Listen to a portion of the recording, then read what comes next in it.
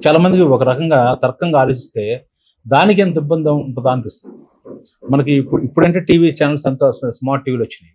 ఇంతకుముందు టీవీలు వచ్చిన కొత్తలో యాంటీనా ఉండేది. అవును. జస్ట్ కొంచెం అలా తిప్పితే క్లియర్ జిలుగుపోయి అయ్యేది. క్లియర్‌గా వస్తుంది. అవును. దానికి ఎక్కడుంది చెప్పండి లాజిక్?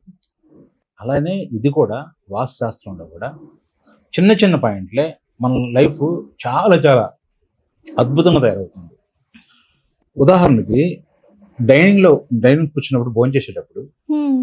కూరలో ఉప్పు చాలలేదని అనేదానికంటే కూడా ఇంకొంచెం వేస్తే భలే ఉండేదనే దానికి ఎంత తేడా ఉంటుంది చెప్పండి. అవును. మనం మాట్లాడే విధానంలో ఏ రకమైన తారతమ్యాలు ఉన్నా కానీ అది ఒక ఆరోగ్యపరమైన సంభాషణ అయితే బాగానే ఉంటుంది. అవును. ఇది ఎందుకు చెప్పానంటే భార్యాభర్తల మధ్య ఎక్కువ గొడవలు రావటం, విడిపోవటానికి కారణం చిన్న చిన్న విషయాలు చిలికి గాలి వనడానికి కారణం. కూరలో ఉప్పు చాలేదని పోలీస్ స్టేషన్ గొడవ అయితే పోలీస్ స్టేషన్లో భార్యపై కేసు పెట్టిన సందర్భాలు చాలా ఉన్నాయి.